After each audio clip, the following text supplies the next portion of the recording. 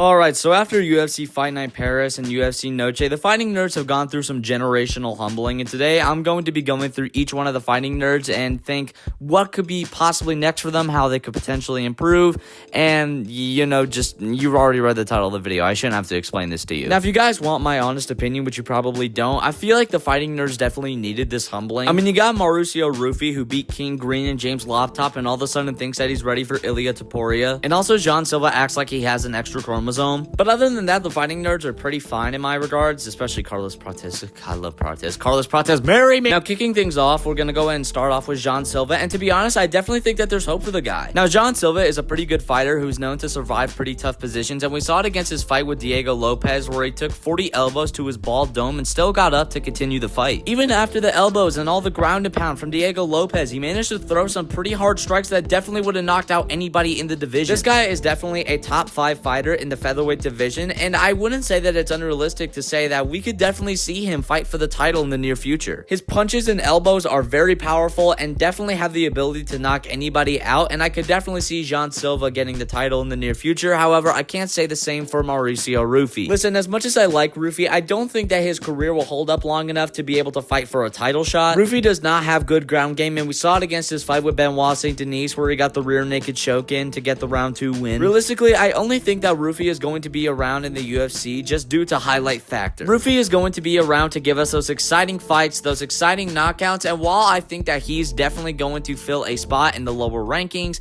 he's not going to be top 5, that I can guarantee you. Now, Carlos Prates, really the only way that I could see this guy getting a title shot is if he defeats Leon Edwards. I feel like Leon Edwards is just that last guy that he needs to beat in order to prove himself and get that title shot. His fight against Ian Machado Gary was really good, and his takedown defense was especially impressive in my mind. And last but not least, we got Kyle Baralha, and while I think that this guy could fight for the title, I don't think that he'd win because Hamzat would just be Hamzat. I definitely would like to see him fight somebody like Israel Adesanya or RDR. I definitely think those fights would be right up his alley. But overall, John Silva definitely has the most potential for sure. Ruffy got fraud checked, and the others did fine, and while I don't necessarily understand why people are calling the fighting nerds frauds, they definitely took a L over these last 2 fight cards. The only fighting nerd here that I can see making a comeback is Carlos Prates, and I think that all of the fighting nerds definitely have potential to, except for Ruffy. Baralho put up a pretty okay performance against Imavov, but I definitely think that he will be a top contender if he manages to get wins over other top contenders. And overall, I do not think that the fighting nerds got fraud checked. I definitely think there is a lot of potential with these guys,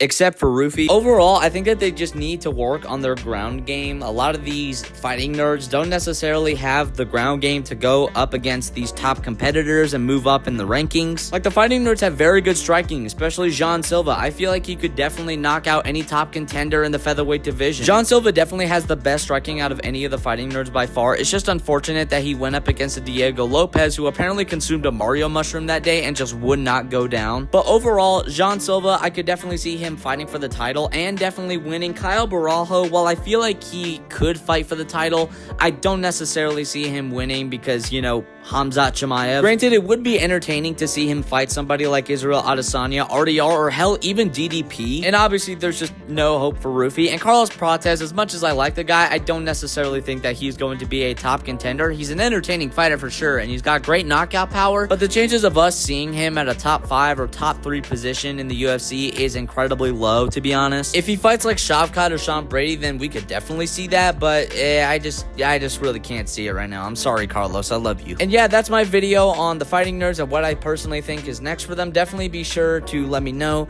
if you like this video and you want to see more. Subscribe and yeah, do all that fancy crap. And my name is Insomnia MMA, and I'll see y'all in the next video.